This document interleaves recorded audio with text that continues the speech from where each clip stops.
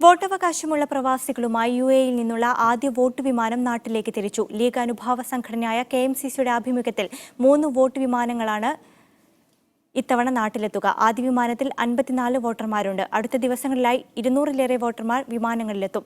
സ്വന്തം നിലയിൽ വോട്ട് രേഖപ്പെടുത്താൻ പോകുന്ന ആയിരങ്ങൾക്ക് പുറമെയാണിത്. കടൽ കടക്കുന്ന തെരഞ്ഞെടുപ്പാവേശത്തിന്റെ തെളിവാണ് വോട്ട് വിമാനങ്ങൾ. വോട്ട് ചെയ്യാൻ ലക്ഷ്യമിട്ട് നാട്ടിലേക്ക് പറക്കുന്നവർ സംഘടിതരായി ഒരേ വിമാനത്തിൽ ടിക്കറ്റ് എടുക്കും. പ്രചരണത്തിനുള്ള ഒരു അവസരവും പാഴാക്കാറില്ല. ബാഗേജിൽ വരെ കാണും സ്ഥാനാർത്ഥിയും ചിഹ്നവുമെല്ലാം. ഈ പോസ്റ്റ് ഇന്നലെയാണ് വന്നത്. നാട്ടിൽ നിന്ന് എൻ്റെ ഒരു ഫ്രണ്ട് വന്നിട്ടുണ്ടായിരുന്നു, അവന്റെ കയ്യിൽ കൊടുത്തയച്ചതാണ്. മലബാർ മേഖലയിൽ നിന്നുള്ളവരാണ് വോട്ട് വിമാനത്തിൽ ഏറെയും.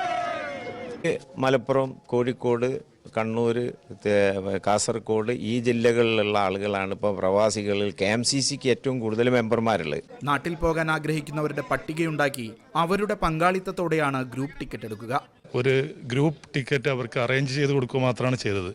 അവർ അതിൻ്റെ പേയ്മെൻ്റ് എല്ലാം അവർ ചെയ്തുകൊണ്ട് തന്നെയാണ് ഞങ്ങൾ ഇവിടെ നിന്ന് ആളുകളെ പറഞ്ഞയക്കുന്നത്. കന്നി വോട്ട് രേഖപ്പെടുത്താൻ പോകുന്ന വോട്ടർമാരുമുണ്ട് ഇക്കൂട്ടത്തിൽ. മുമ്പ് നാട്ടിൽ വോട്ട് ചെയ്തിട്ടുണ്ടോ? ഇല്ല, ആദ്യമായിട്ടാണ് വോട്ട് ചെയ്യാൻ പോണത്.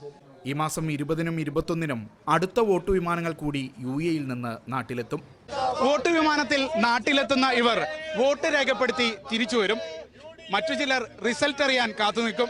ഷാജഹാനൊപ്പം ഷിനോ ഷംസുദ്ദീൻ, മീഡിയ 1, ദുബായ്.